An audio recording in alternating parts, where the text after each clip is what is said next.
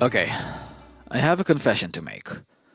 I'm not the biggest fan of Lawrence of Arabia. Wait just a second before you click away. Allow me to explain.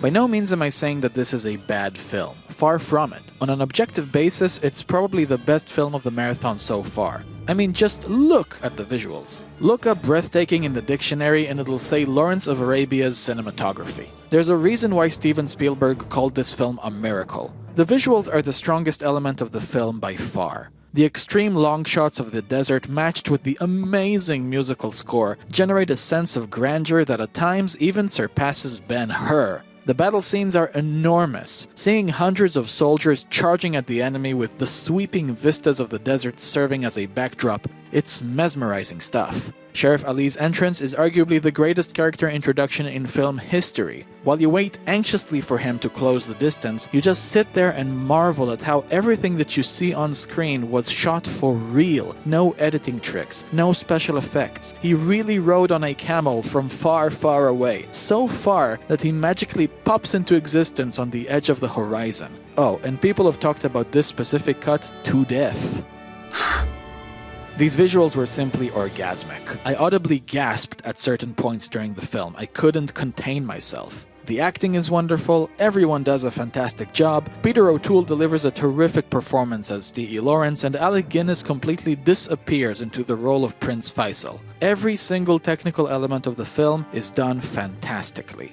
Besides all that, Lawrence of Arabia is by far the most intellectually complex and narratively ambitious Best Picture winner yet. Though the film is about war, politics, and so on, at its core it's about a man's search for identity. Who are you?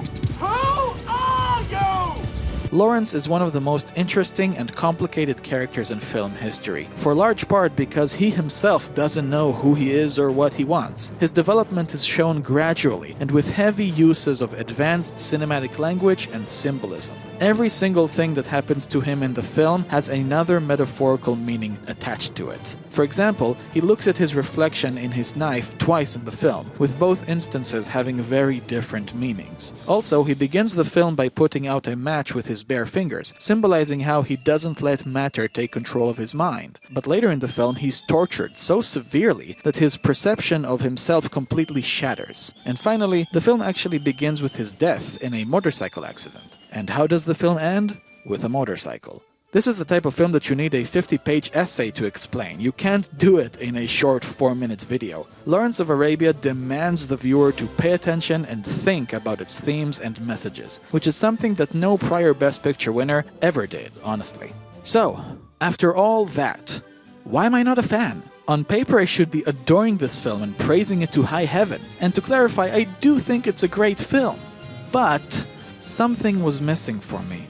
Though the film impressed me to no end and it was gorgeous beyond belief, and though I thought about the film long after watching it, I never found myself emotionally invested in the story and the characters. This movie didn't make me feel. Oh, it made me think, alright, but it didn't make me feel. The film definitely looks big, and it did feel big on a purely visual level, but it didn't feel big on an emotional level.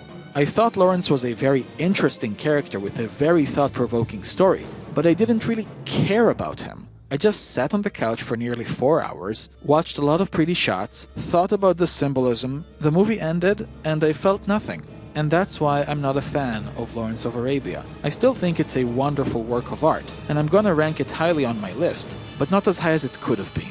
If you watched the film and you cared about Lawrence and you cared about the story, then sincerely, good for you. I envy you. My experience was rather different, but that's the way it is.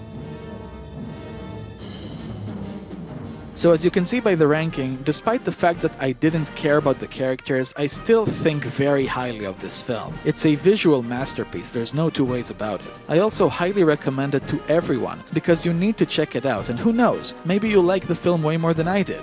What have you got to lose?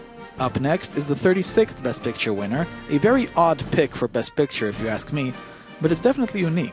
Tom Jones. Check back tomorrow for the next video of DB Reviews Oscar Madness Marathon and subscribe to my channel so you won't miss a thing. Thank you all very much and let the journey continue.